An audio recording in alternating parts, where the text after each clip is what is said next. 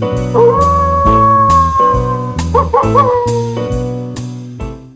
Wolf of Winter Hollow is a film that came out a few days ago that I had been greatly anticipating. In 2018, this guy, Jim Cummings, directed an independent film called Thunder Road. It's great.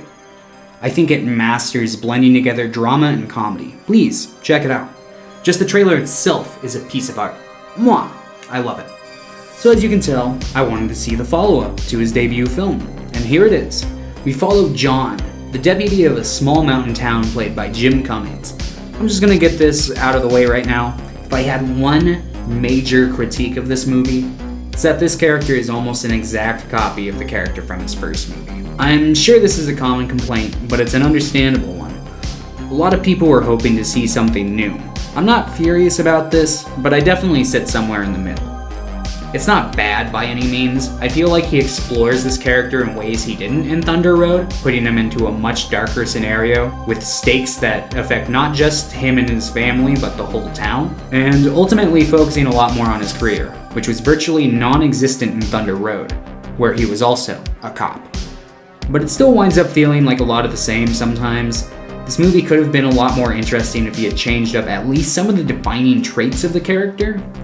I hope when Jim Cummings makes his next movie, he tries something new, maybe spends less time in front of the camera. I'm really excited for more movies from him in the future, but anyways, his father is the sheriff played by the late great Robert Forster.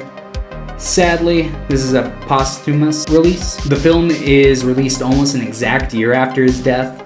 The film is dedicated to him, which is nice. It honestly feels like a good send-off for him.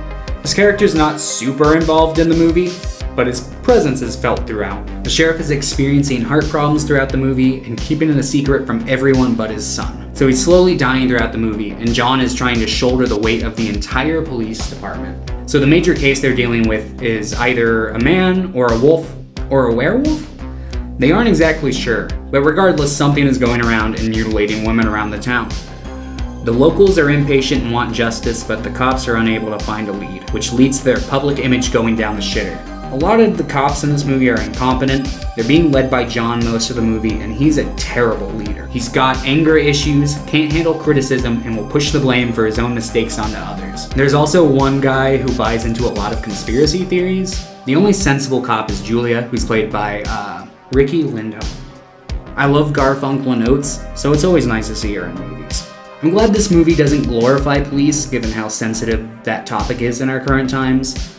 There's something that happens at the end of the film that I could see people potentially complaining about in regards to this topic, but I think the film handles it pretty well. I'm not going to say what it is, but maybe I'll make a longer video on this movie and maybe Thunder Road someday in the future that would include spoilers. But yeah, because this is spoiler free, I can't get into the werewolf stuff. So much of this movie hinges on is it or isn't it logic that it'd just be wrong of me to give it away in a spoiler free video. Despite my one big complaint, I think this movie still manages to be very fun and engaging. If you haven't seen Thunder Road, then my critique probably wouldn't matter much to you if you were to just hop into this movie. You'd probably wind up enjoying it more because of it. But regardless, it's a good movie, and I think if you liked Thunder Road, you'd probably enjoy this one. Check it out. I'd give it a 7 out of 10.